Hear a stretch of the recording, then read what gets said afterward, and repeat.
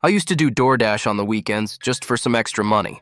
This happened about a year ago, back when the app was still pretty new in my area. Not a lot of people used it yet, but if you worked the right hours, you could make decent money. That night was a Friday. I accepted an order that was about 8 miles away, longer than usual, but the payout looked worth it. As soon as I saw the address, I hesitated. It was on one of those deep back roads surrounded by woods with no streetlights at all. I'd delivered out there once before, but that was during the day. At night, it felt like a completely different place. There was barely any cell service.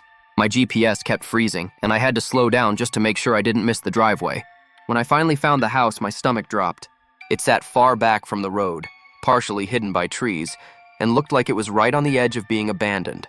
Dark windows, no porch light, no sign anyone was home. Because visibility was so bad, I decided to leave my headlights on while I dropped off the food. That meant leaving my keys in the ignition, but I figured it would only take 30 seconds. I grabbed the bag, walked up to the front door, and knocked. Nothing. I waited maybe 20 seconds when my phone started ringing. The caller ID was blocked. I almost ignored it, but I figured it might be the customer having trouble finding me, so I answered. A man spoke on the other end. His voice was calm, almost too calm. He said he was the one who placed the order and asked if I could bring the food around to the back of the house instead. Every instinct in my body screamed no. I told him I couldn't do that. If he wanted his food, he'd have to come to the front door. The line went dead immediately. At that point, I told myself I'd wait 1 more minute. If no one showed up, I'd leave. About 30 seconds later, the front door opened. A man stepped out wearing a black ski mask. He just stood there, staring at me. I held out the food, frozen in place. He didn't move. He didn't say anything. Then he shouted, "All right, now!" The moment those words left his mouth, 3 more men wearing ski masks sprinted out from behind the house. I didn't think. I ran. I dropped the food, sprinted to my car, jumped inside, threw it into drive, and slammed the gas. In less than 2 seconds, they were on me, slamming into the car, hitting the sides, smashing something against the windows. I heard glass shatter behind me as my passenger side window exploded inward. I didn't stop. I didn't slow down. I just drove. Less than a minute after I escaped, my phone started ringing again. Blocked number, twice in a row. I let both calls ring until they stopped. My hands were shaking so badly I could barely keep the car straight on the road. After a few minutes, once I could breathe again, I pulled over and called the police. I reported everything. The address, the calls, the masks. I never found out what happened after that.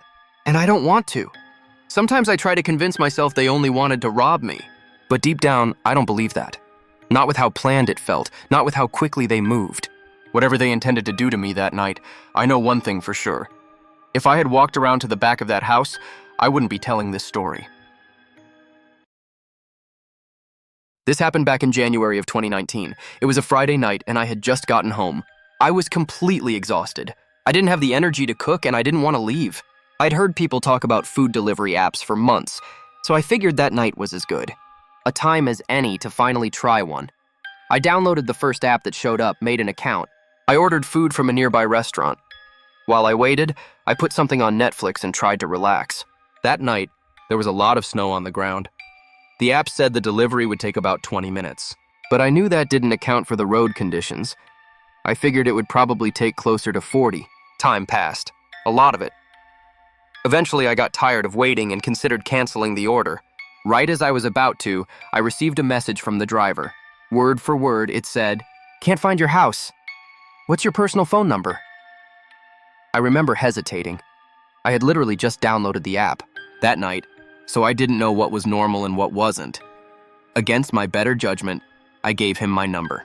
About 10 minutes later, my phone buzzed again, but not with a call.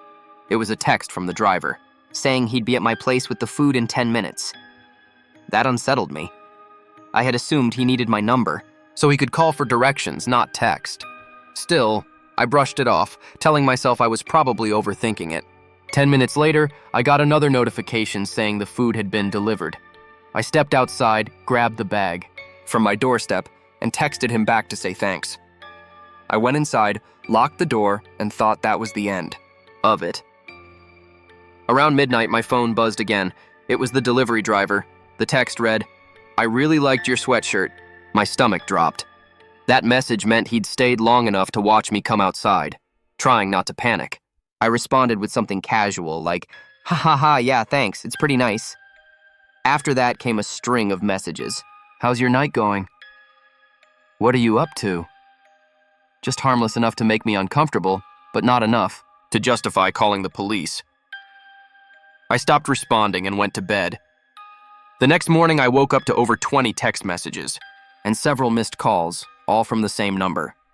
The last text had been sent around 3 a.m. As I scrolled through them, 2 messages stood out.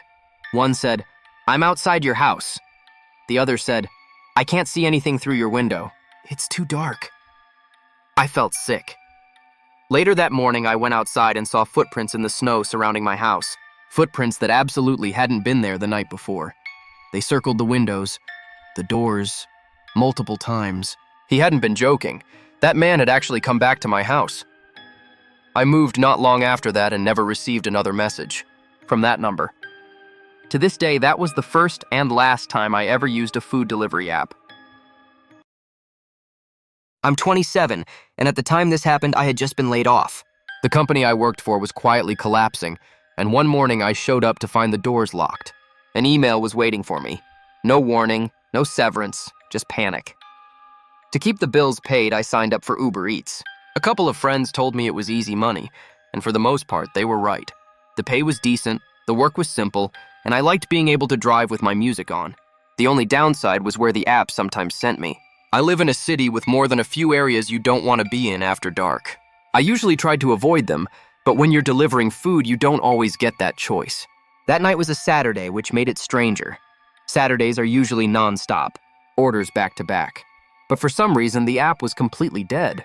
I sat in my car, refreshing the screen, watching the minutes tick by, wondering if I'd just wasted my night. Then a McDonald's order popped up. I almost declined it. McDonald's orders are usually low pay and high hassle, but I needed the money, and beggars can't be choosers. I accepted it and headed to the pickup. The moment I put the address into my GPS, my stomach tightened. It wasn't a good area, not the worst, but close enough that I felt that familiar unease creeping in. I told myself it would be quick. Drop the food, get out, move on. When I pulled up to the house, I knew something was wrong immediately. Every light was off, not a single glow from a window, no porch light, no television flickering through the blinds. It didn't look like a house waiting on food. It looked abandoned. I sat there for a second with the engine running, scanning the place. Usually, when someone's expecting a delivery, there's some sign of life. This place felt dead. The air felt heavy as I walked up the driveway. Quiet in that unnatural way. Like even the city noise had decided to avoid this block.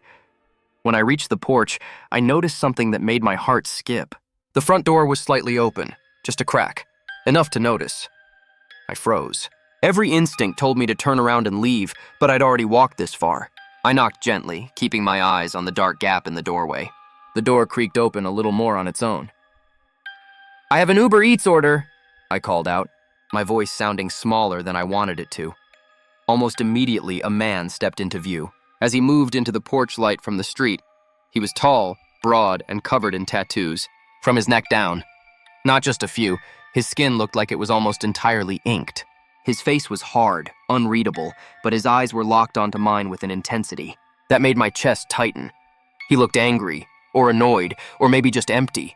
I held up the bag and forced a polite smile. "Here you go."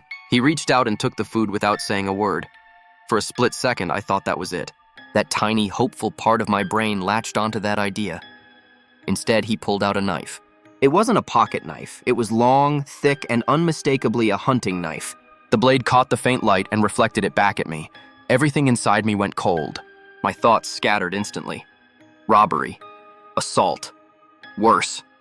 I couldn't tell what was about to happen. He didn't say a word, just held the knife, pointed loosely in my direction, watching my face. I said it loud, desperate, convincing. At the same time, I shoved my hand into my pocket and pressed the button on my key fob. My car's engine roared to life behind me. There was no Derek. I was completely alone, unarmed, bluffing for my life. For a moment, nothing happened. Then the man suddenly shoved me backward with both hands and slammed the front door shut so hard the house shook. I didn't wait to think. I sprinted to my car, fumbling with the door, nearly ripping it open as I threw myself inside. I slammed it into drive and hit the gas so hard my tires screeched. I didn't look back. I drove for several blocks before my hands stopped shaking enough for me to pull over. My heart felt like it was trying to tear out of my chest. I called the police and reported everything. What happened, where it happened, the knife, the threat. They told me they'd check it out. I never heard anything back. No follow-up, no arrest, nothing. I assumed by the time they arrived, the house was empty again. Just another dark doorway on a quiet street. I still deliver for Uber Eats sometimes. I need the money too much to stop entirely, but I don't ignore my instincts anymore. I don't approach houses that feel wrong, and I never leave my car without a way to get out fast.